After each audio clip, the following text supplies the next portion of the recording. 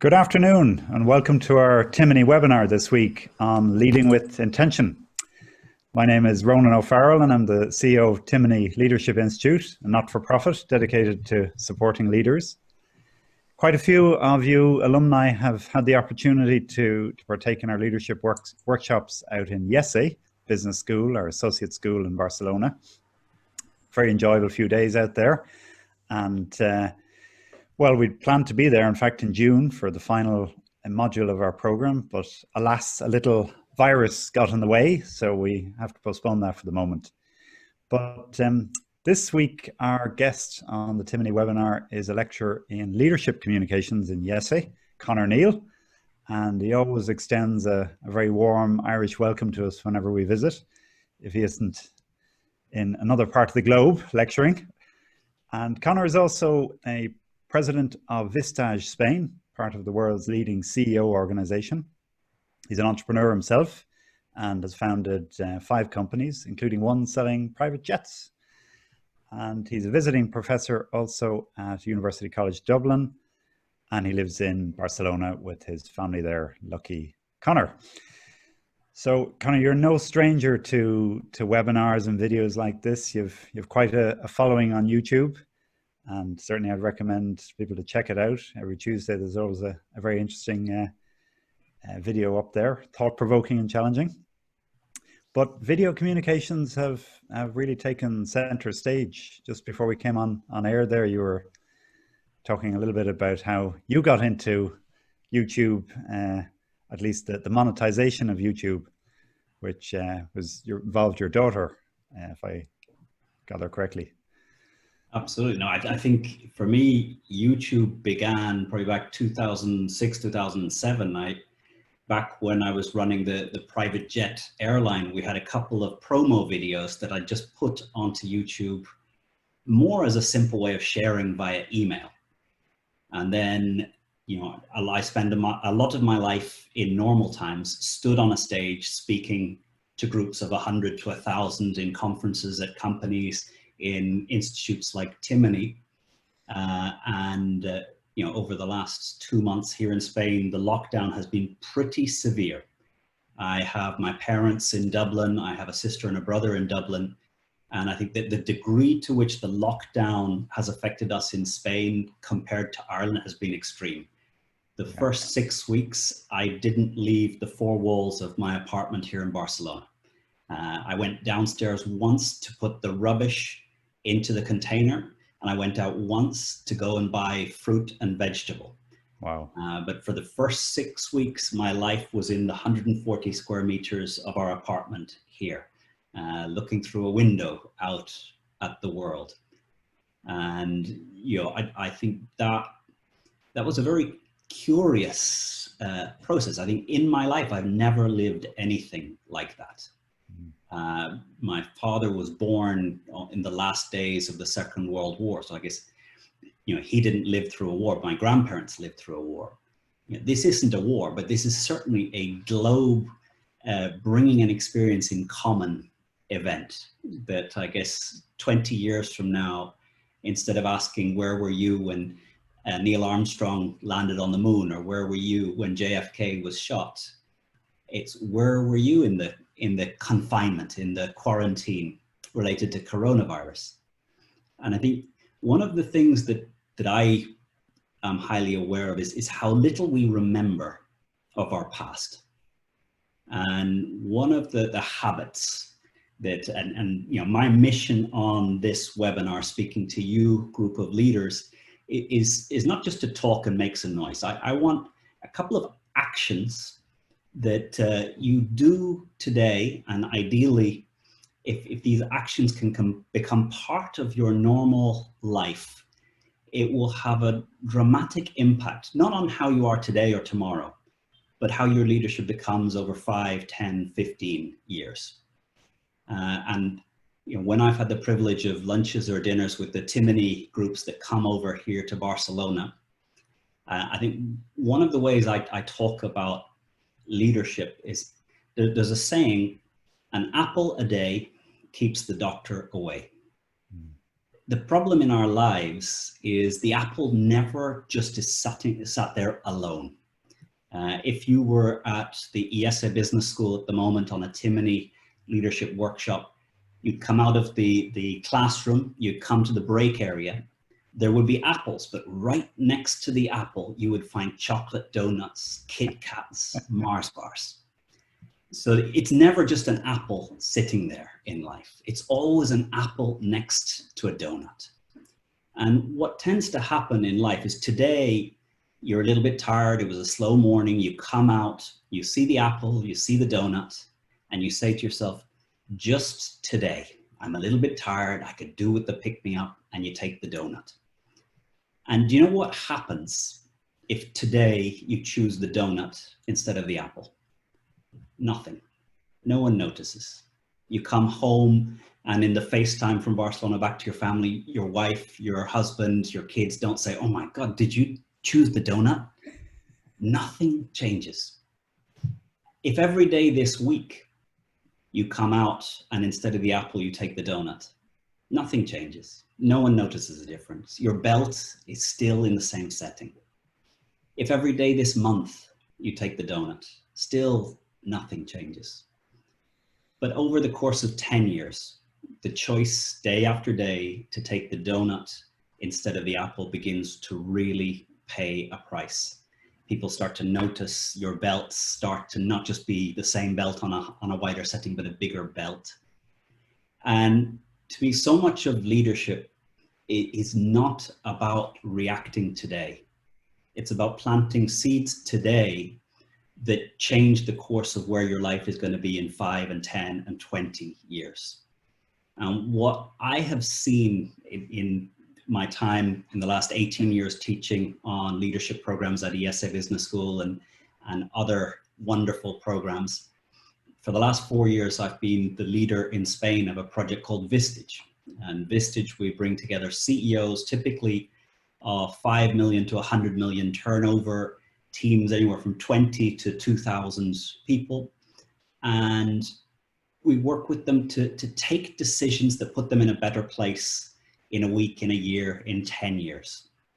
And very often the challenge is to get people out of reactive mode and into intentional leadership mode. Get people out of thinking, what do I do now, versus what if I do now, my future self 10 years from now will look back and be so grateful. And what I found is a lot of people expected that this coronavirus quarantine would be a wonderful time to stop and have time to plant those seeds. And I think a lot of people who had that approach have become very frustrated with their sense that they lack discipline. I've had many communications in meetings, in emails, of people that started a book project, started writing, started a blog, and after 2 or 3 weeks of this quarantine have got stuck.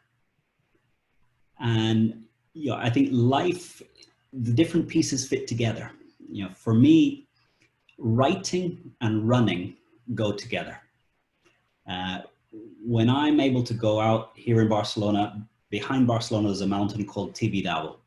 And along Tibidabo, there's a running track. It's a walking, running track, but for me, it's a running track that runs 9 kilometers, so 18 kilometers backwards and forwards. When I go and run along that track, I start with my mind full of noise and things I need to do and urgent things that I've forgotten to do this morning. And as I run at about 10 minutes, my mind starts to clear of all the urgent things. And about 20 minutes, my mind has forgotten about all the things that I forgot to do today, I promised I would do yesterday. And I start to connect with what's important, with why I'm doing the things I'm doing. And I found one of the hardest parts of this now 10th week of confinement, of quarantine, is that aspect of my life of going for a run has been taken away. And I think I don't go for a run to get fit. It's not a health thing. I go for a run to get clarity in my head. And my writing, I've had more time to write, but I'm not getting the clarity in my head. And I think identifying some of the habits that you have in normal life that help give clarity to other aspects of your life, and not getting frustrated with yourself now. And I think I've had so many people getting very frustrated with their own sense of lack of discipline. Because you'd imagine that you could, in this scenario, with less pressure, less trips, and so on and so forth, you have more time to form that habit, whatever it takes, 60 days or something like that, to actually get it in place. But if anything, probably one of the insights that I've got from this period is that even though you have that time in theory, unless you really have the desire to achieve something and have that goal in mind, that you're day in, day out, it isn't going to happen, even if you have time. Other things will fill the time, and you'll obviously have other challenges as well, being locked up. Yeah. And I guess, to give some context to this time that we're spending together, the primary courses that I teach to senior business leaders is what's called persuasive communication, speaking as a leader. How does a leader speak such that the audience takes action that they would not have taken without hearing your words? And to me, I very much have a view that you shouldn't teach something that you're not able to put into practice yourself. And my life, if I go back to my childhood in Dublin, I remember one of the first things that my father said to me was, those that can do, those that can't teach.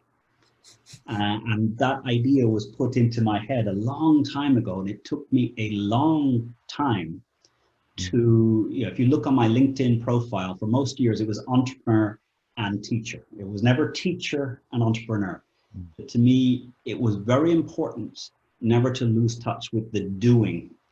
And in particular, in business school and the types of challenges that business leaders face, one of the things I think I'd say to any young professor, that the answer to every question in a business school is it depends. And all the genius comes after it depends, and depends on each specific context. There are very few rules in business that just apply to everyone. And there's very few things that I can give you now that's just a cookie cutter approach that you can apply to life.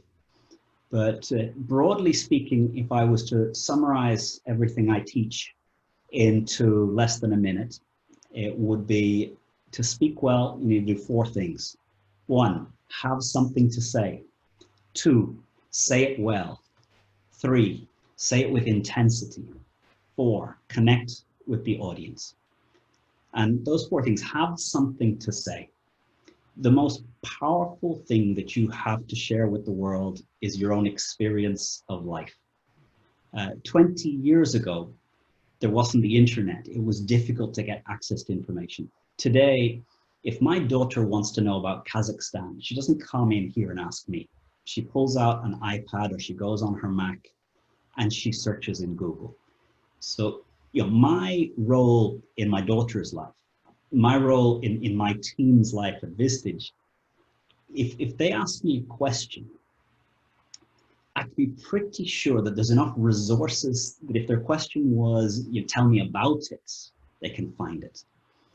And I've spent a long time looking at mastermind groups of leaders. How do we learn from others about how to live our life well? Because I believe that there's only 2 ways that we learn as human beings. 1, through experience. So through our own experience. The second, we can learn through others' experience, but only if it comes with 3 parts. 1, what happened? 2, why was it important to them? What did it mean to them? What particular significance did this event have for them, being who they are, having the parents they have, the upbringing, whatever challenges they had as a kid? What did it mean? And the third, what was the inner emotional experience like?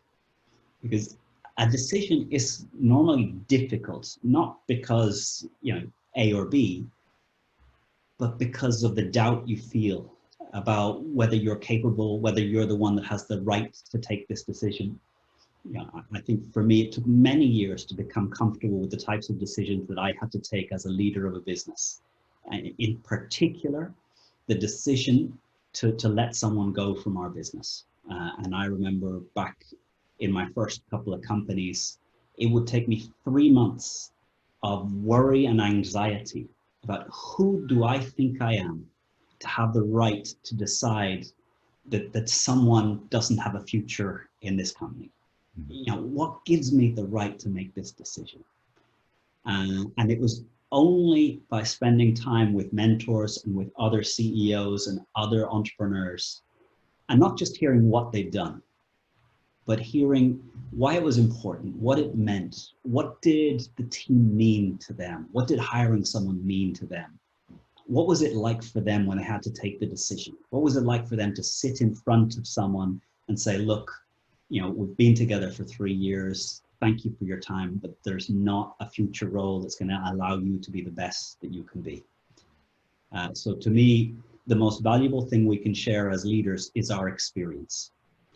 And one of the apple habits, so remember the apple and the donut, the apple habits, if you don't write down day after day what your experience of life is like now, if you don't note down what your worries are, what thoughts are on your mind, who's coming into your mind in a notebook, the moment this lockdown finishes, you'll forget everything about what it was like to live now.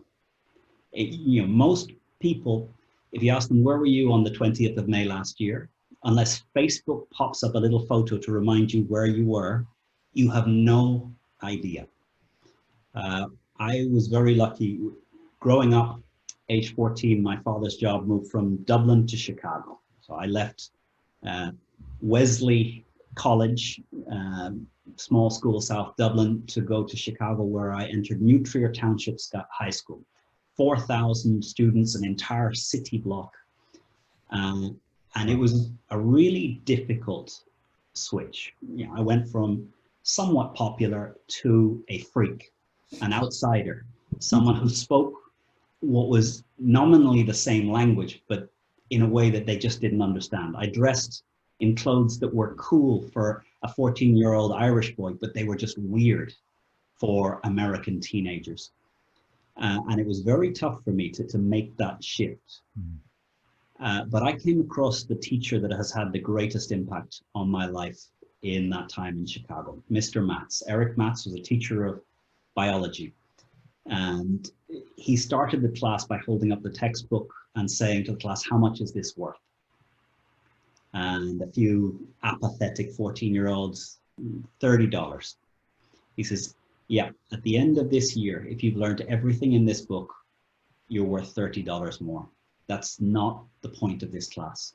If at the end of this class, you've learned to be curious about the world, you've learned to look at how different systems interact. You see the tree and the squirrel and the grass, and you think about how those systems interact and play out and impact upon each other, and you have curiosity, you're worth infinitely more. That's what this course is about. And a 14-year-old Irish boy hitting that environment, I think I categorized him as typical American positive talker. How long will this last? And he started every day by saying, it's a great day. He walked into every class and he said, it's a great day. And again, a 14-year-old apathetic Irish boy just thought, oh, how American. But he didn't mean that the world came out the right way today. He meant he was going to make today a great day. And every day he knew that he could make that class a great class. And that's what he did. And that the final thing that I took from Mr. Matz, his rule, the last 5 minutes of every class, pen touching paper in your journal. And pen touching paper, don't lift it up. He just wanted to see all of us there, pens touching paper in our journal. Day one, I don't know what he wants with this. Day two, he's continuing to ask for this. I don't know what he wants. Day three, he told us He isn't even going to read it. There's no grade related to it. What's the point? Day 4, my mum said something interesting in the car. Day 5, my brother looked a bit upset today. I've had the habit of just noting down in a journal where I am, what's going on, what worries I have, what today is about, what's going on, all the days of my life. And I have a drawer over here full of the journals ever since I was 14 years old. Yeah. I heard that on a previous video webinar you did, you mentioned about an approach or practice you have called 10-10-10. Is that related to that? 10-10-10. So, well, this, I think there's a typical podcaster question that, if you could communicate with the whole universe for 20 seconds, what would you say? Or if you could get something out. And for me, what it would be, and our title here, intentional leadership. If there's one thing that shows an intentional leader, it's how you begin your day. And Mr. Matz began his day with an intent. Today is going to be a great day. I choose to make today a great day. I choose to take the ingredients that come towards me and make the best with what comes. But probably the story that captures this idea of starting the day slowly came to me from Ken Blanchard. Ken Blanchard is the author of The 1 Minute Manager. And The 1 Minute Manager is a small little fable of a book. You can read it in less than an hour. 3 things great leaders should do. And they're even more important when it's uncertain outside. So the 1 Minute Manager, you can read it. You can probably download a PDF, Cliff Notes, and read it in 10 minutes. But the book itself, under an hour, 3 things great leaders do. And in 2008, Ken Blanchard came to Spain. It was late 2008 when we were in the financial crisis. And probably November 2008, I was invited to a lunch, 20 entrepreneurs with Ken Blanchard. And we were in crisis. And my business at that time was private jets. I had 16 private jets and they weren't moving.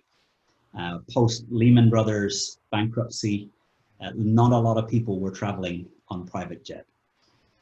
And Ken Blanchard's talk to us was 3 things great leaders do in times of crisis. And I remember it was, be a beacon of hope, remain grateful, be encouraging. Nothing world changing, just reminders of things that we do know. At the end of his talk, we had a lunch and I happened to be sat quite near Ken. The first thing I said to Ken was, Ken, that was a wonderful talk, brilliant. Which is the best thing you can say to anyone after a webinar or after a talk. If you ever approach a speaker, just tell him it was brilliant. You're doing really well, Conor. You're doing really well. Excellent. That's what I needed to hear. Ronan, you're down in my book of geniuses. And in the chat that's at the bottom here, the webinar, please do, add in any comments or questions. And also in the Q&A box, actually, for Conor. Absolutely. And, one of the challenges I find is making the shift from video to interaction and how to make interaction real rather than forced. Difficult, but we'll get there. We're learning. And for 2,000 years we've learned how to teach in a room with people with us. The next 2,000 years will we figure out how to teach when you're not in a room all together and with this type of interaction. Ken Blanchard, after the talk, I tell him, Ken, great talk. I said, Ken, you're the leader of a business, 420 employees around the world. Ken, most mornings I wake up and I find inside myself the motivation, the energy, the inspiration to be a beacon of hope, to be the grateful one, to be the chief encourager in my company. 29 days every month, I wake up and there's something in me that gives me the energy to go and be this, be the beacon of hope, be the encourager, be this just grateful person. And I said, Ken, there's one day every month that I wake up and it's just not there. The energy to be this positive force, to be this beacon of hope, it's not there. And the way I feel is I've been pushing, I've been encouraging, I've been giving for 29 days. Today is somebody else's turn. Someone else from the team needs to pick up the reins, pick up the energy and pull, because today I need a breather. And I said, Ken, does that ever happen to you?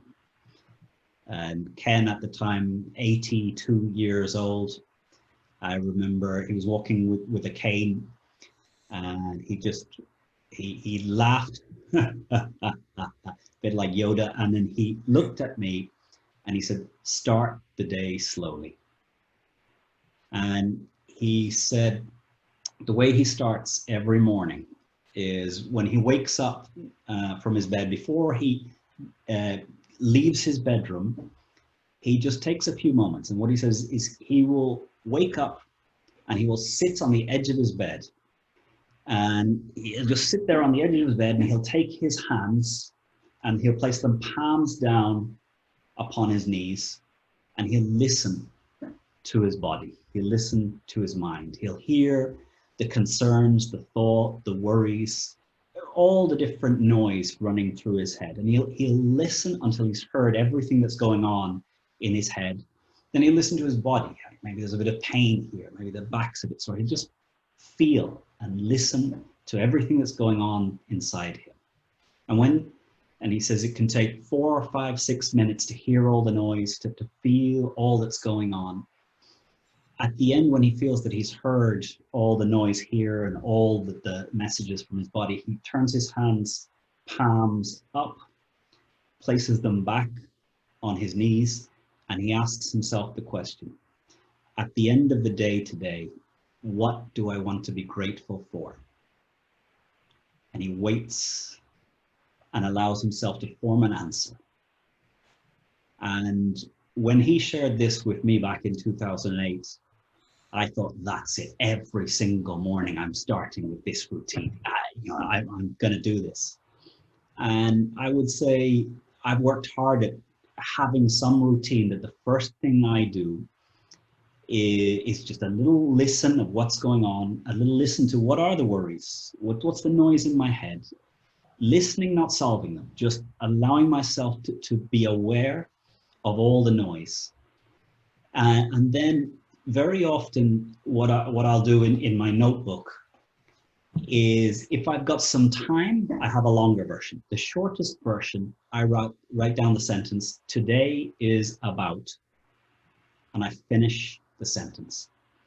And very often it's 1 or 2 words. Today is about connecting. And this morning, looking through the different Zoom calls that I had on my agenda, one of the things that happens to me is people tell me I'm a business school professor. Sometimes I feel drawn to become a leader guru. That's not who I am. I've not written these books behind me. I'm an entrepreneur who wants to help others through the experiences that I've done well and done badly. And when I write down in the morning, today is about connecting, it reminds me that my mission here, through this small keyhole that I speak to all of you there in Ireland, and to Ronan, is to connect, is that what I share resonates from my experience to the experience that you're having of facing this time, this extraordinary time. It's not an ordinary time. I was listening to a webinar last week, 2 weeks ago, with an Indian guru called Sadhguru. And he said 2 things that I loved. One, if you're not feeling uncertainty right now, you're blind. Yeah, if you're trying not to feel uncertainty right now, it's trying to be blind. Yeah. No politician knows whether it's 2 weeks, 2 months, 2 years. No medical officer knows whether it's 2 weeks to vaccine, 2 years, 10 years. Nobody knows. So uncertainty is real. And if you allow it to seep in and get into you all the time, you're right, it's there. The second thing that Sadhguru shared that really resonated with me, he said, when you're driving in the fog And uncertainty, when you're driving along in the fog, the last thing you want is more inspiration. If you're driving the fog and you can't see too much into the future, you don't want to slam your accelerator down and go faster. He said, when you're driving in the fog, don't seek inspiration, seek clarity. And what I've been working with all our Vistage CEO members with all the webinars is, how can you use this time not to get inspiration so you feel good about pushing hard to the future, but you take this time not to go faster, but to go and really clarify what is important, what is not important. And perhaps one of the things that has most helped me learn about my life in the last 4 years is each afternoon, again, in this journal, I put a line in the middle and I put love, hate, and everything of the last 24 hours that has given me energy, that I've enjoyed, that has left me feeling good, I put in the left. And that includes people, activities, thoughts, books that I've read. Everything that sucks my energy, I put in the right. And that includes people, experiences, challenges. And it's not a huge drawn out thing, but each day around 4 o'clock, I just stop and note down over the last 24 hours, what has filled me with energy, what has given me a sense of positivity, and what has sucked my energy.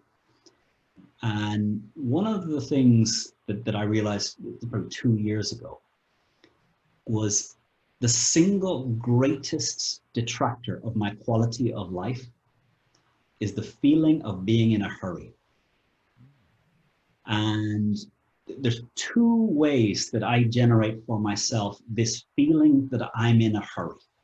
Now, one way is feeling that I'm 47, I've got until 60 to really achieve all of the economic successes that I have. So I've only got a 13-year window to really have an impact as a business person.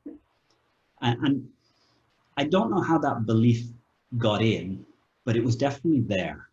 This sense that, somehow human life, 0 to 20 studies, 20 to 30 your first job, figure out business, and then from 30 to 50 is a real opportunity to make a name for yourself and get a position of responsibility, get some resources. 50 to 60 make, have the huge impact, and then 60 onwards you just retire and I'd never really thought about this, but I realized somehow that idea had gotten into me. And 2 years ago, the feeling that I had 13 years to have an impact, or my life was not going to amount to a business success, I just started to question that.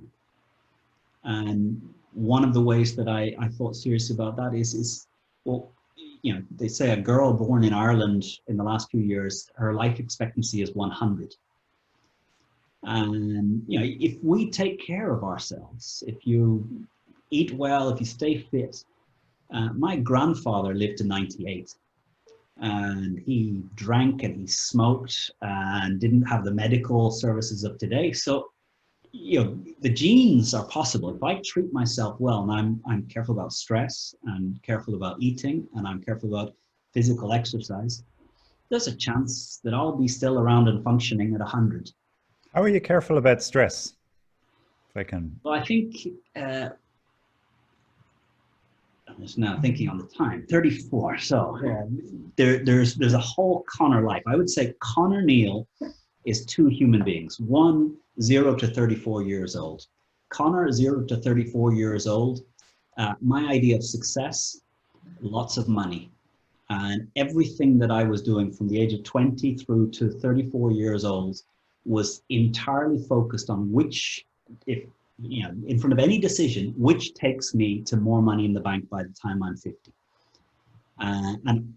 My aim when I started as an entrepreneur was 30 million euros in the bank by the age of 42. And my plan was create 4 companies and sell each one for 10 times what I'd sold the previous one. And 2008, I was 33 years old. I was on my 4th company, TaxiJet. And July 2008, I had an offer on my table, purchase by Gester, the largest Spanish private jet operator, of my company for 10 million euros. I had it on my desk in the airport. All I had to do was sign the sale of my business for 10 million euros. And in July 2008, I thought my business was worth 100 million. This was the big one. This was the one that was going to go for it. And I didn't sign. September 15th, 2008, Lehman Brothers went bankrupt. I cannot tell you how many millions of times I asked myself, why didn't you sign that insert word contract? I probably 1,000 times a day from 15th of September through all of 2009, I was self-punishing for the stupidity of not signing that deal. By February 2009, I had to lay off all of the pilots and the mechanics and the commercial team that I'd spent years recruiting and training. Myself and my wife, our relationship separated. So I found myself March 2009, living on a mattress in the office, an empty office, mattress under my desk, asking myself, what did I do to deserve this? I did nothing wrong. I didn't cheat anyone. I didn't break my word. I've never done anything wrong. Why is this happening to me? And that year 2009, I was not a positive, encouraging beacon of hope. I was a negative, angry, frustrated with the universe, a sense that it was not my fault. It was the world's fault. A cruel universe had unfairly picked on me. I had done everything right and I didn't deserve this to happen to me. And through 2009, I was just dealing with court cases and legal struggles and the challenges of unraveling a company with a lot of debt. By the end of 2009, there reached a time where there were no more court cases to deal with. There was no more lawyers to meet, human resources, things to deal with. And somewhere towards the end of 2009, I just threw in the towel. I didn't get out of bed. And I spent 4 days that I didn't leave the bed other than a visit to the bathroom. And it really felt that I'd had my go at life, that I'd had my go and in some way game over for Conor. And I used to play video games as a kid. The metaphor I had was, it was like a video game where you've lost your last life. The scoreboard is not changing, it's stuck. But somehow there's this bug in the system and you can still control the character. But nothing your character does affects your score. And towards the end of 2009, that was the feeling that, my score has stopped. I've lost, done. And I don't know why I'm still around. I don't know why I'm still operating here, because I can't affect my score. And I think a few different things happened. One, a good friend of mine dragged me to London to a workshop called The Breakthrough Experience with Dr. John DeMartini. And this was, I think some things have to come just at the right time for you. And this came just at the right time for me. His first question, he was about 80 people in a hotel room in London. And John asked us all when we began, make a list of the people with whom you hold the greatest negative emotional charge. And me in 2009 just took out my list. And it's like my father, my mother, my ex-wife, investors, bankers, clients that let us down. Every single human being was somehow responsible for me. And then he said, now you need to pick one. We're going to work on the one most heavily negatively emotionally charged relationship. And I remember at the time it was between my ex-wife and my father. And being, an efficient management consultant, I put my hand up and said, can I do two? I'm smarter than the rest. Can I do two? I know the rest of these guys could only do one. And they said, just pick one. You can come back and do the course again and do the other one. So, and I picked my ex-wife. And the next hours in that workshop were just this series of questions of what would life been like if the opposite had happened, and just time and time again you had to go back and look what you would have lost if your fantasy had happened, what you gained because of something difficult. And you know, the whole group of us were in that room from 9 a.m. on a Saturday morning till 4 a.m. when the final person finished the process. And when I walked out of that room, I had a total fundamental change in how I look at what happens in the world. And one of DeMartini's senses is the universe is perfect. Nothing bad happens, nothing good happens. Things happen for us to grow. And the universe will keep sending you the lesson until you grow in the right way. And I guess the way I think about this idea and how it came clear to me at the end of 2009 were three concepts: faith, hope, and love. And faith was, you know, right now I am where I'm supposed to be. Every decision that Conor took at 23 years old, at 30 years old, at 33 years old, not signing the page, every decision I took was the best decision that I could have taken at that age. If I can look back now and regret the decision I took at 23 or at 33 or at 35 or at 42, it's because I'm wiser now. But I wasn't wiser back then. And the only way I can look at my past self is with a sense of total compassion that Conor at 15 and 18 and 23 did the best that he could do. And today I'd take a different decision. But back then I was only capable of the decision I took. And probably when I'm 57, I'll look back at decisions I'm taking now with the same level of compassion and a little bit of, you moron, how could you be so short-sighted? Yeah. This faith is a compassion for yourself. And I guarantee you don't live a human life without having a decision in the past that you regret somewhat today.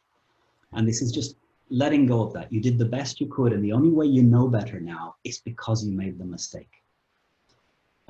So the other is, faith is, if you're on this call, if you're listening in on this Zoom today, there's something for you now. And if you pay attention, you may gather it now, it may be later, but there's a reason we're all here on this call. If I'm attention, I pay attention, there's something for me in this call.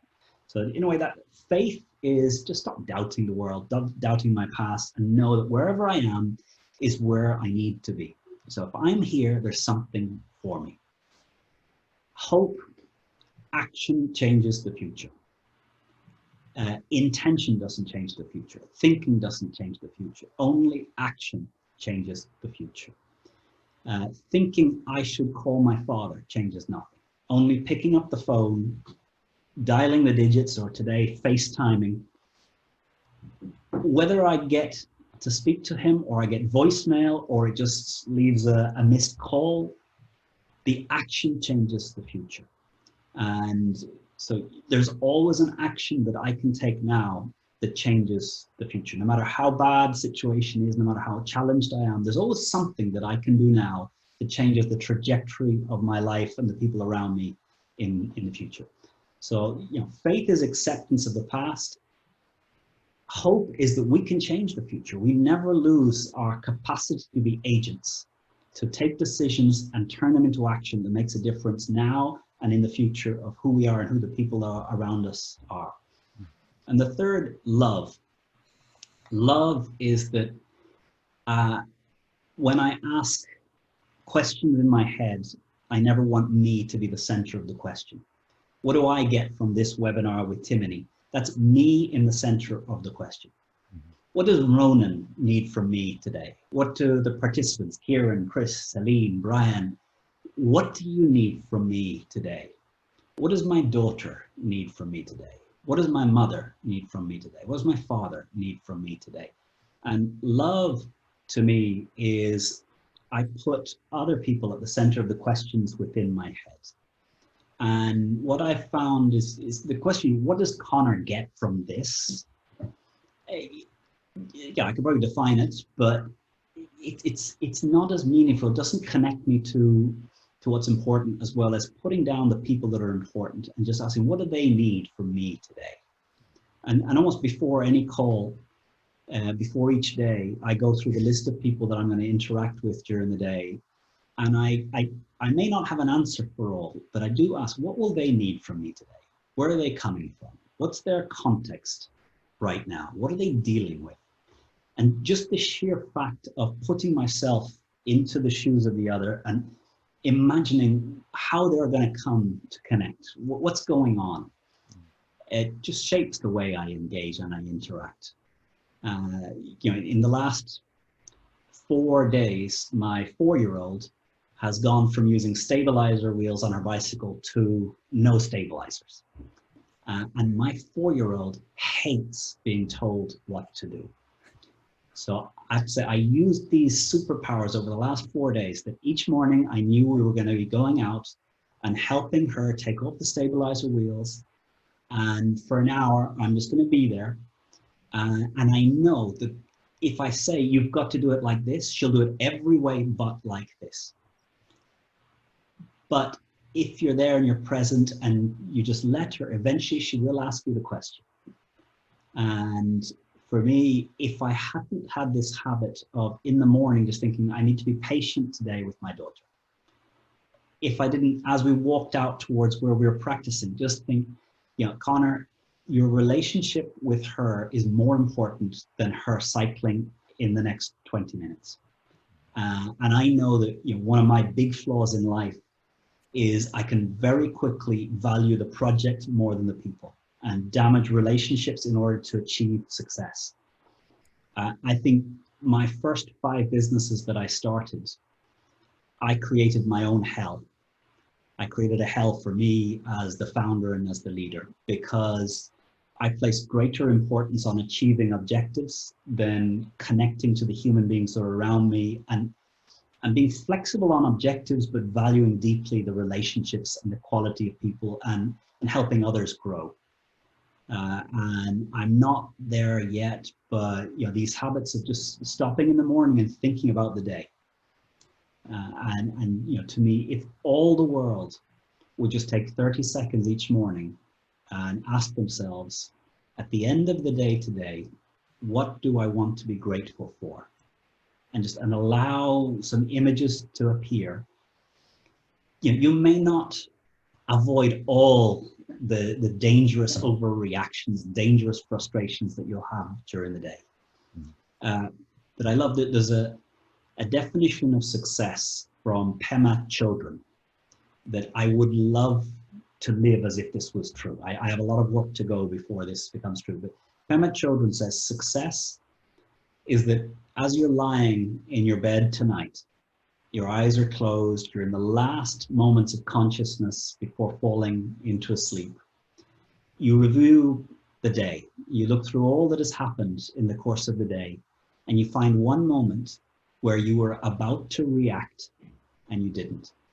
Today is a success. And she says, and tonight, even if as you lie in your bed, your eyes are closed, you review all of the day, and you don't find a single moment where you didn't react, today is still a success because you're aware. And the likelihood that tomorrow will be better is just that little bit higher. And I think leadership always requires intention, always requires a conscious decision that you're going to respond as your best self, not your reactive self. And uncertainty pushes us more towards reptilian self. Doubt pushes us towards reptilian self. Taking away the habits that make you feel good about yourself, whether it's going into the office and seeing that people value you. This makes you feel worse about yourself and heightens the chance that there's going to be an overreaction to a small, insignificant event. You know, I remember about 4 weeks into this quarantine, I was playing cards with my wife and my elder daughter, who's 13. And I think 2 or 3 things had happened in the morning that left me frustrated. We're playing cards after lunch. And I think I lost 3 hands in a row where I was this close. And I had an infantile epileptic fit in front of them and threw the cards and stormed off back to my office. And little Conor was back. Little Conor was back. And yeah, I guess the sad thing that I find is I would hope that after years of teaching this stuff, after years of practicing this stuff, I'd stop being an infantile version of a 47-year-old. But to me, I think one way that came out of my life, 2008, 2009, so I talked about Conor 0 to 34, success was about money, about fame, about prestige, about being seen by my peers from my MBA, from my university as a success. 34 till today, I have a very different definition of what success is. And what gave me meaning in 2008, 2009, in thinking, I've lost all my money, I've lost my family, I've lost the company that was giving me prestige. What did I gain? And what I gained is stories that resonate and connect to other people. And the way I teach today is totally fundamentally different than the teacher you would have met when I was 33 and 34. To me, one of the things that really struck me was at 34 years old, I had a degree from a great university, Nottingham in the UK. I had an MBA from the best MBA school in the world, IESE Business School, and I was not prepared for a crisis. I was not prepared to take decisions when I could see my business falling apart, when I had to accept losses. I was just not emotionally prepared for life. And the way I teach now, I worry far less about the tools and the techniques and the cases. I worry about two things. And I believe if I can get two things across to a human being in one of my classes, then my work is done. One is self-belief, that they are enough, that whatever you decide is important, if you're willing to put the time and the effort in, you will make something of it. Self-belief. And the second is self-confidence, that you can, that even if it's going to take you 10 years to practice the skill, what I want to achieve in the time that we're together is I show you by doing a little bit of work that you can get better. And in communication, if I can give you a structure and push you to use a structure and push you to do the practice such that in 4 hours you stand up in front of a group of people and in 3 minutes you say something more clearly, more concisely, more powerfully than you've ever said it before, and you see for the first time how an audience reacts to that type of leadership, you're never going to go back to an unprepared, poorly structured ramble of a speech. So, and I think as a leader and as a parent, these are things that matter. Conor, I was going to jump in there. I know yes. we've a few questions that our attendees would like to ask, and I know there's two that we've been notified of previously that we'll take live. So Anne Morgan has one question she'd like to ask. Hello, Conor. Can you hear me okay? I can hear you perfectly, Anne. Great. Okay. Conor, that is so helpful. That is fascinating what you've been through there this morning. Just wonderful. So my question is really a communication-based question. I'm the chief executive of a group of builders merchants, and we're just about to roll out a fairly radical change in the way we want to price our customers. That would be a big enough challenge in normal times. And I'm just wondering if you have any advice on what I should be thinking of or focusing on to try and make sure that we communicate with our staff about this radical change, particularly in the times we are now when everybody's distracted by social distancing and fear of coronavirus, etc. Trying to focus in, get them to, how can we as a group communicate effectively in this time when there's lots of other distractions? Yeah. And it's a good question. How do you, when people have so many other worries and things going on, become important to them? Exactly. And also, how do you get them to commit to this change? Not just nod their heads and not make noise, but Yes. apathetically. Yes. So to me, one of the most powerful parts of communication is listening.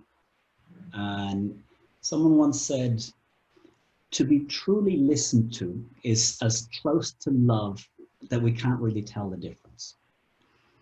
And, you know, I found what's most persuasive for me is listening to other people.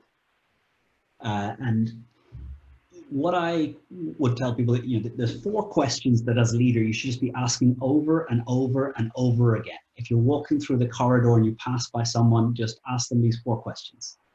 And the 4 questions: what's going well? What's not going well? What would you change? What else? And what's going well? So you just get some positive. What's not going well? So you get them to reflect on what are they challenged by? What would you change? So you're gathering in their ideas. What else? And the first time you ask this to someone, they're going to look back at you with what? The second time you ask, they kind of look curious at you. By the 3rd or the 4th time, they're going to see that you're serious about this. And, you know, leadership is about creating a shared vision. And creating a shared vision is not having the vision. It's giving people the space that they contribute their own eyesight. And my sense is, you know, in most companies, every person in the company has a little piece of the jigsaw. And the little piece of the jigsaw has no value unless someone is putting it together as a jigsaw. But if the CEO decides to make the jigsaw without using all of the little pieces, you just get a different picture. You don't get the jigsaw. So for me, you know, what I try and do, and this is a hard one for me, I like the sound of my own voice.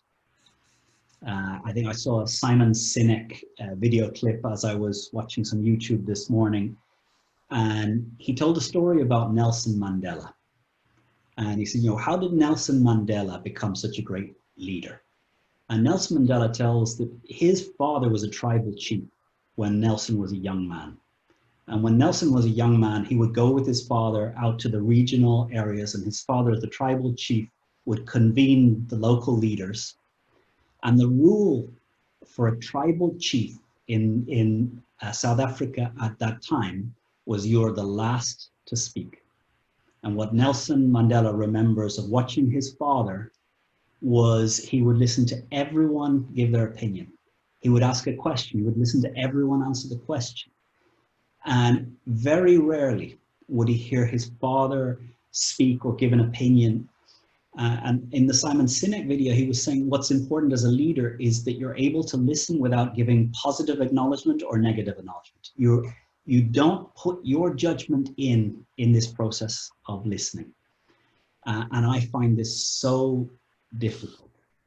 I find it difficult to shut up. You've seen in this webinar, I'm good at spewing out noise, but leadership is not spewing out noise. Leadership is listening. And to me, the way I began a few years ago is just asking these 4 questions. What's working? What's going well? And, you know, each time I gather the Vistage Spain team together, we meet once a week on Zoom, and there's a check-in, and it's pretty much what's going well, what's making life difficult, what aims do you have for the week, anything else. And we listen to everyone else go through that. Sometimes there's no surprises, sometimes it's just the same, but sometimes there's something in there. And I know, Anne, perhaps that's not the ideal answer for how you package it up and send it out. Mm-hmm. But a huge part, so, you know, I'm trying to think how to, so power is an interesting thing. Any use of power has a negative reaction. So imagine I have dinner with my daughters. I have a 13-year-old and a 4-year-old. My 4-year-old loves egg. Broccoli would be down there on the list of favorite foods. So most dinner times we'll sit down, we'll all start eating, and my 4-year-old daughter will start going on her egg. And I can see she's almost finishing the egg. And I'm thinking, if she finishes the egg and she hasn't touched the broccoli, she's going to look at us and say that she's full. So in order to avoid this, I'm just going to say, Sophia, I'd like to see you eat some of the broccoli. Now, in the moment I say this, what happens to the broccoli? It becomes radioactive, because now eating broccoli is not about a taste decision. It's about an obeying my father decision. So the moment I say, Sophia, I'd like you to eat some broccoli, now she's going to eat the rest of the egg and she's going to start working on her potato. And she's not going to eat it just gently. She'll put her fork in, she'll look me in the eyes as she eats it. So now I'll move on to the nuclear version. I'll say, Sophia, if you don't eat all that broccoli, there will be no iPad all day today. At this moment, she'll take the fork and she'll put it into the broccoli and she'll slowly move it towards her mouth. What do you think is going through my daughter's head as she moves the fork to her mouth? Option one, I love my father. He has my best long-term interests at heart. Or two, I'm going to show him if he thinks he can just push me around. And teeth washing is going to be difficult tonight. Pajama time is going to be difficult tonight. So one of these things is, as a leadership, there are times when you need to use power, which is enforce something. There are other times that people will allow you to influence them if you allow them to tell you what's going on, to tell you their concerns. And as a leader, sometimes when people are telling me their concerns, I feel the need to solve those problems. That's not the job. The job is to be this conduit in the way that Nelson Mandela's father was not there to solve problems. He was there to listen. And the role of leadership is to be the chief listener and hearer, so that everyone in the organization and all of those builders, what they know about you is you know what it's like to be them. You know what it's like to be them as they face the challenges. You know when they're frustrated. And if they have this sense that you know what their life truly is like, you know when things were going well, you know when they face challenges, you know what areas they're stressed about, and then you come back and you say, I have a proposal, that's when it starts to be received. And I guess this challenge is communication. If I want to start now, it's too late. The relationships of trust need to be built over days and weeks and months and years. But it's never a bad time to start building those relationships. And to me, those four questions: what's going well? What's not going well? What would you change? What else? Yeah, that's great, Conor. Thank you very much for that. Pleasure. Well, Conor, thanks, Anne. And Conor, I'd love to continue this because I know there's several more questions and so forth, but we've actually reached our time. We keep it to an hour, so we'll just have to have you back. I think if you're willing to come. Well, the good thing is what I tend to do is take all these unanswered questions. I see James Geraghty, Dermot Duff, Sean O'Kane have good questions up there.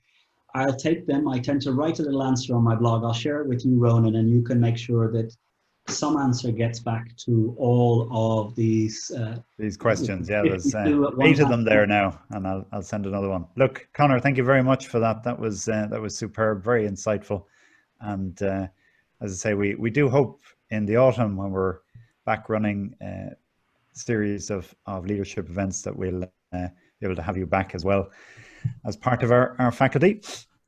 Just before we go, just to say, next week we'll be joined by Professor Carlos Ray, one of our Timoney faculty, to talk about management by purpose, which fits very nicely with what Conor has been talking there just in the last point especially.